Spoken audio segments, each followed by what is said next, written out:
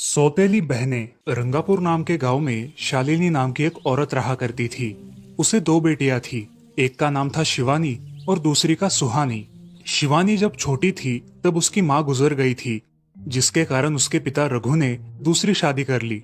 मगर उनका भी कुछ सालों में बीमारी की वजह से देहांत हो गया और इसी वजह से शिवानी के मन में उसकी माँ और बहन के प्रति प्रेम उत्पन्न नहीं हो पाया। शिवानी और सुहानी में हमेशा झगड़ा हुआ करता था। दोनों भी बहनें एक दूसरे से कभी प्यार से बात नहीं करती थी। शालिनी ये सब देख बड़ी चिंता में रहा करती थी। ऐसे ही एक दिन, शिवानी सुहानी, चलो आ जाओ, खाना खा लो। हाँ माँ, आई। हाँ माँ, मैं भी आई। ऐसा कहकर दोनों बेटियां वहां आ जाती है और देखती है तो उनकी माँ ने उन दोनों के लिए गाजर का हलवा बनाया था। वो देख सुहानी और शिवानी बहुत खुश हो जाती है। माँ, तुमने ये हलवा मेरे लिए बनाया है? मुझे बहुत पसंद है। मुझे पता है कि मेरी दोनों बेटियों को हलवा कितना पसंद है, इसीलिए तो मैंने तुम दोनों के लिए हलवा बनाया है। और मेरे लिए माँ? अरे हाँ बेटी, मैंने तुम्हारे लिए भी बनाया है। चलो अब जल्दी से खा लो, तुम दोनों को कॉलेज भी तो जाना है ना। जी माँ, मैं ये कटोरी ले लूँ? मुझे जल्दी पहुँचना है कॉलेज में। हाँ ले लो। और सुहानी, तुम ये वाली कटोरी ले लो। जी माँ। दोनों भी हलवा खाती है और एक दूसरे की ओर बहुत गुस्से से देखकर वहां से चली जाती है। वो दोनों भी कॉलेज में एक साथ पढ़ा करती थी। फर्क सिर्फ इतना था कि शिवानी 3rd ईयर में थी और सुहानी 1st ईयर में। उन दोनों में 2 साल का अंतर था। फिर भी दोनों में हमेशा नोकझोंक हुआ करती थी, जैसे कि वो दोनों एक दूसरे की दुश्मन हो। ऐसे ही एक दिन, दीदी, मेरी कॉलेज की ट्रिप जाने वाली है। तुम्हारी भी ट्रिप जाने वाली है क्या? हाँ, मेरी भी जाने वाली है, मगर मेरा जाने का मन नहीं है। क्यों दीदी? क्योंकि वहाँ पे तुम हो। मुझे भी कोई शौक नहीं है तुम्हारे साथ आने का। मैंने ऐसे ही पूछ लिया। मैं जा रही हूँ। शिवानी और सुहानी एक दूसरे की ओर मुंह फेर कर वहां से चली जाती है। अगले दिन दोनों भी कॉलेज में जाती है। तब उनके टीचर उनसे पूछते हैं, शिवानी, तुम कॉलेज की ट्रिप में आने वाली हो? जी सर, मैं आने वाली हूँ। ठीक है, मैं तुम्हारा नाम लिखवा देता हूँ। जी सर। ऐसा बोलकर टीचर ट्रिप के लिए जाने वाले विद्यार्थियों की लिस्ट बना लेते हैं। घर आकर शिवानी और सुहानी ये बातें अपनी माँ को बताती है। सुहानी, शिवानी, तुम दोनों ट्रिप के लिए जा रही हो, मगर वहां जाके झगड़ा मत करना, नहीं तो ट्रिप पे जाने की कोई ज़रूरत नहीं है। नहीं माँ, हम झगड़ा नहीं करेंगे। हाँ माँ, हम झगड़ा नहीं करेंगे। तो फिर ठीक है, तुम दोनों जाओ। ये लो ट्रिप के लिए पैसे, और बाकी के ये तुम्हारे पास ही रखना। माँ, हम कल जाएंगे और 2 दिन के बाद वापस आएंगे। ठीक है, चलो अब सो जाते हैं, कल तुम दोनों को निकलना है। अब वो सब खाना खाकर सो जाती है। अगले ही दिन सुबह उठकर वो दोनों भी अपने अपने बस में बैठकर ट्रिप के लिए निकल जाती है और इधर शालिनी अपने काम में व्यस्त हो जाती है। ऐसे ही कुछ देर बाद शालिनी को शिवानी का फोन आता है। माँ, हम दोनों यहाँ ट्रिप की जगह पहुँच गए हैं। अच्छा बेटी, तुम दोनों ठीक हो ना? हाँ माँ, मैं रखती हूँ, हमें यहाँ अलग अलग स्पॉट देखने जाना है।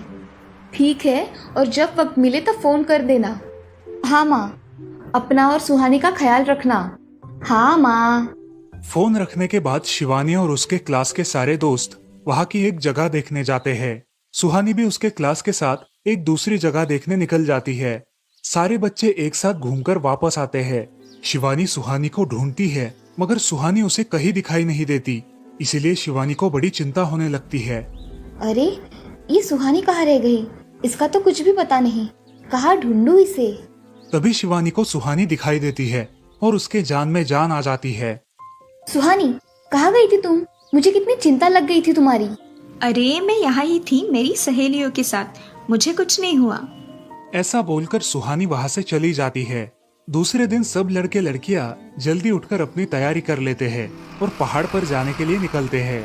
वो सब आज थोड़ा घूमकर शाम तक निकलने वाले थे। सब विद्यार्थी एक हिल स्टेशन देखने चले जाते हैं।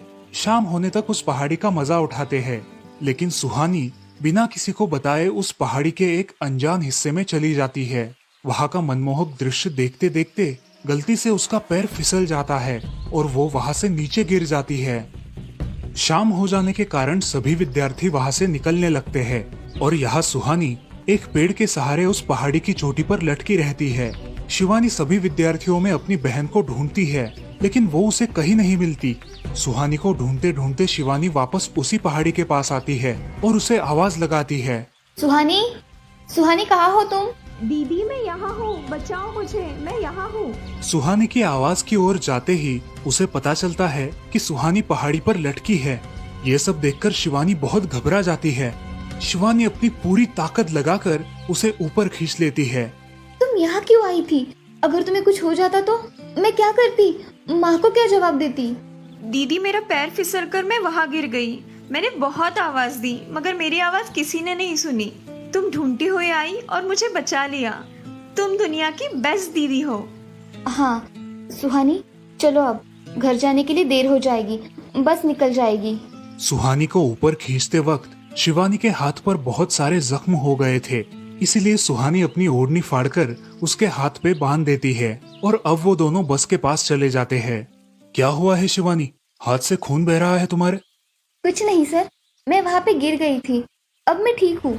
टीचर और सारे छात्र गाड़ी में बैठकर घर जाने के लिए निकलते हैं। घर आने के बाद शिवानी सारी हकीकत अपनी माँ को बताती है और वो सब सुनकर माँ दोनों को गले लगाकर रोने लगती है। तुम दोनों एक दूसरे के साथ होते हो, इसीलिए मुझे कोई टेंशन नहीं रहता, मगर मेरी बच्चियों, खुद का भी ख्याल रखा करो। उस दिन के बाद दोनों सौतेली बहनों ने अपने बीच की सब नोकझोंक बंद कर दी और हंसी खुशी सगी बहनों की तरह रहने लगी। दोस्तों, इस कहानी से हमें ये सीख मिलती है कि हम सबको एक दूसरे के प्रति द्वेष की भावनाएं छोड़कर प्यार से रहना चाहिए। चंदनपुर नाम के गांव में चंपा नाम की एक औरत रहती थी। पति, 2 बच्चे और एक बेटी, ऐसा उनका पूरा परिवार था। उसका पति श्रीधर पोस्ट ऑफिस में जॉब करता था। उसके कमाई से ही घर चलता था। चंपा ने अपने घर के सामने एक छोटी सी दुकान खोल के रखी थी। उससे उसे जो भी मुनाफा होता वो अपनी बेटी की शादी के लिए जमा करके रखती। ऐसे ही बहुत दिन बीत जाते हैं। अब बच्चे भी बड़े हो जाते हैं। बड़ा बेटा अशोक डॉक्टर और छोटा बेटा रवि वकील बन जाता है और दोनों अपनी ट्रेनिंग पूरी करने लगते हैं। एक दिन उनकी बहन ज्योति के लिए एक अच्छा रिश्ता आता है और ज्योति की शादी पड़ोस के गांव के सरपंच जी के बेटे से हो जाती है। ज्योति बहुत ही कामचोर और गुस्सा करने वाली होती है। इसी कारण उसके ससुराल से उसे निकाल दिया जाता है। वो अपने पति को लेकर अपने मायके रहने आती है। अब चंपा का जमाई दुकान चलाता है और चंपा और ज्योति आराम से वहाँ रहती है। अरे ज्योति, जरा अपने कामचोर पति को कुछ काम करना क्यों नहीं सिखाती हो? कुछ काम का नहीं है वो। अरे हाँ माँ, उनके पिताजी ने तो उन्हें ही घर से निकाल दिया और हमारे माथे मर दिया। जाने दो, पति है। माँ और बेटी इसी तरह तानेबाजी करती रहती। अब बड़े बेटे अशोक की शादी उन्हीं के गांव के एक लड़की से करा दी गई, लेकिन उस लड़की से भी चंपा बहुत काम करवाती और वो बेचारी सासू माँ का आदर करके सब काम चुपचाप करती थी। एक दिन वो काम करके थक गई और एक जगह पर बैठ गई। ए कामचोर कमला, इतना सारा काम पड़ा है घर में, क्या वो तुम्हारा बाप आके करेगा? चलो उठ, काम कर। हाँ हाँ माँ जी, करती हूँ। ऐसा कह के कमला अपने काम पर लग जाती है और सारा काम खत्म कर देती है। चंपा अपने बेटे अशोक से घर आने के बाद चुगलियां किया करती थी।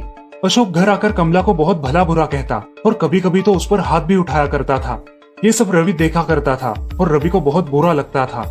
अशोक मारने आता तो रवि बीच में पड़ जाता और माँ बाप को डांटता था और वही झगड़ा खत्म हो जाता था। ऐसा बहुत दिन चलता रहा। रवि को रंजना नाम की एक लड़की बहुत पसंद थी, जो कि एक न्यूज रिपोर्टर थी। क्या तुम मुझसे शादी करोगी? मुझे तुम बहुत पसंद हो।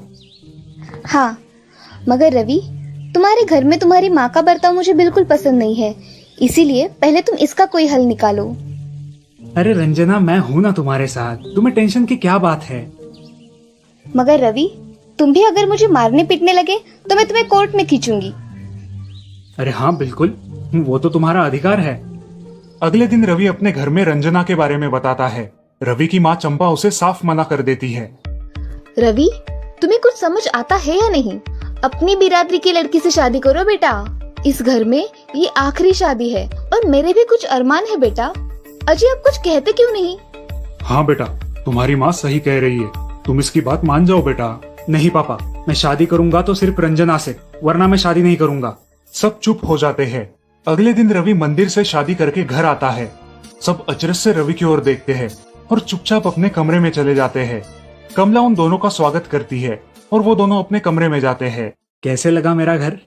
अच्छा है, मगर सब मिलजुल के रहे तो और भी अच्छा होगा। रंजना, तुम्हें मेरी माँ को सबक सिखाना होगा, तभी घर के सारे सदस्य ठीक हो जाएंगे। ठीक है रवि, जैसा तुम चाहो। अगले दिन रंजना अपने घर के मंदिर में पूजा करने जाती है। तभी रुको, मेरे भगवान के मंदिर में तुम मत आओ, जाओ यहाँ से। ये कहकर सास रंजना को वहां से भगा देती है और घर के किसी भी काम को करने से मना कर देती है। तब क्या माँ जी, आज से मैं इस घर की बहू हूँ। इस घर पे मेरा भी उतना ही अधिकार है जितना कि आपका। क्या बोल क्या रही हो? निकल जाओ मेरे घर से। खबरदार अगर हाथ भी लगाया तो। पता है ना, मैं न्यूज रिपोर्टर हूँ। रातों रात खबर छाप दूंगी और कोर्ट के चक्कर लगेंगे वो अलग, समझिए आप। सास चुपचाप देखने लगी और उसकी बेटी और ससुर भी देखते ही रह गए। रंजना ने कमला से कहा, दीदी मुझे आपसे काम है, आप मेरे कमरे में आइए। और हाँ, आज से खाना ज्योति दीदी आप बनाएंगी। अरे माँ, तुम कुछ बोल क्यों नहीं रही हो? ये मुझे काम करने को बोल रही है।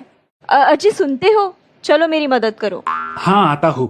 ज्योति किचन का काम करने चली गई और सास बाहर का काम करने लगी। रंजना कमला को लेकर अपने कमरे में गई और उससे कहा, कमला दीदी, आप कुछ कहते क्यों नहीं? आप चुपचाप सह लेती हो, उसका ये नतीजा है। अब देखो दीदी कैसे काम कर रही है। आप कुछ काम करती थी क्या शादी के पहले? नहीं रंजना, मगर अब घर से ही अपना खुद का कुछ व्यवसाय शुरू करने का सोच रही हूँ।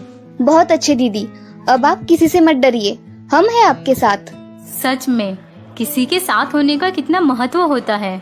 अब उसकी सासू माँ ही घर के सारे काम करने लगी थी और ज्योति को काम करवाने की वजह से ज्योति भी अपने ससुराल जाने की सोच रही थी।